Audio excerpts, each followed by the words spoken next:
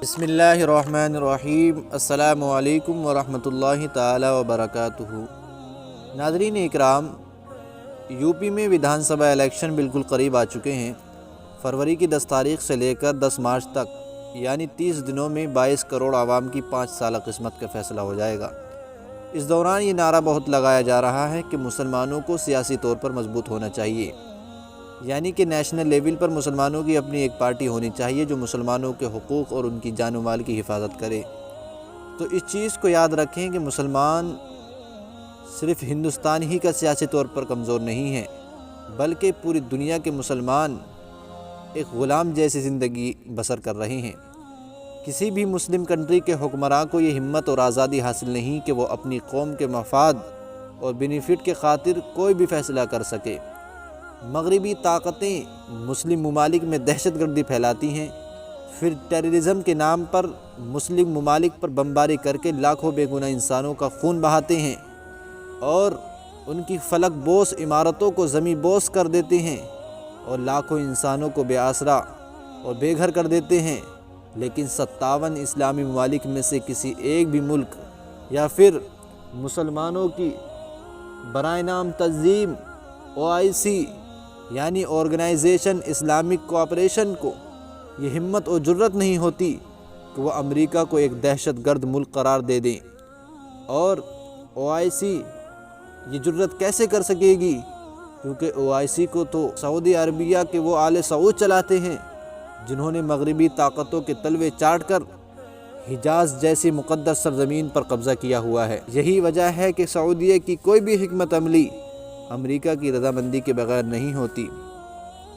آپ ذرا غور کریں، برما، چائنا، سیریا اور فلسطین جیسے متعدد ممالک میں مسلمانوں پر کس طرح کے ظلم ڈھائے گئے، لیکن مسلمانوں پر ان ہونے والے مظالم پر مسلم حکمرانوں کی خاموشی نے ان کی بے بسی کا پتہ دے دیا ہے۔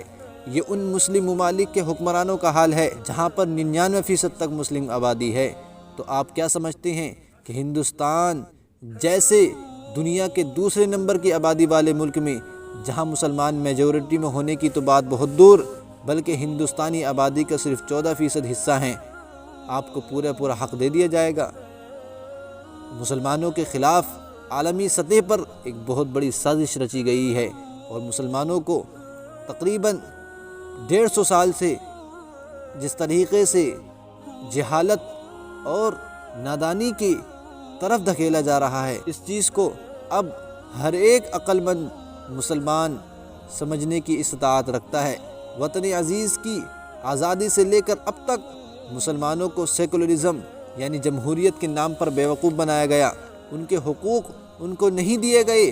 اگر وطن عزیز کے لیے جمہوریت یعنی کہ سیکولرزم اتنا ضروری ہے تو اس خاک سے پیدا ہونے والے ہر ایک ہندوستانی کی یہ ذمہ داری بنتی ہے کہ سیکولرزم کو بچانے کے لیے 100% کوشش کرے اور RSS جیسے نفرت پھیلانے والی طاقتوں کو جو ملک کے اتحاد اور اس کے قانون کے لیے سب سے بڑا خطرہ ہیں، اکھاڑ پھینکنے کی کوشش کرے۔ لیکن ہم دیکھتے یہ ہیں کہ جمہوریت کو بچانے کی ذمہ داری صرف مسلمانوں کے کاندھوں پر ڈال دی جاتی ہے۔ اور سوال یہ بھی ہے کہ جو لوگ ملک کے اتحاد کے لیے خطرہ ہیں، ان کے گروپ کو ملک میں پنپنے ہی کیوں دیا گیا؟ اور اس سے بڑا ظلم تو یہ ہوا کہ ایسے لوگوں کی سیاسی پارٹی بھی بن گئی اور کئی بار یہ نفرت پھیلانے والی پارٹی ملک پر حکومت بھی کر چکی ہے، بلکہ اس وقت اسی پارٹی کی حکومت ہے۔ تو اغیار کی ان تمام باتوں کو ہمیں سمجھنا ہوگا، ان کی سازشوں کے پردوں کو ہمیں چاک کرنا ہوگا، اور اس کے لیے ہمیں ہر ایک فیلڈ میں مضبوط ہونا ہوگا، ہمیں مکمل تعلیم یافتہ قوم بننا ہوگا اور ایمانی حساب سے بھی ہمیں مکمل مسلمان بھی بننا ہوگا۔ سب سے پہلے اپنے ایمانی تقاضوں کو ہر ایک تقاضے سے مقدم رکھنا ہوگا، تبھی ہم دنیا کی مضبوط قوم بن پائیں گے۔ اللہ تعالی ہمیں غیروں کی سازشوں سے محفوظ رکھے اور مکمل مومن بننے کی توفیق عطا فرمائے۔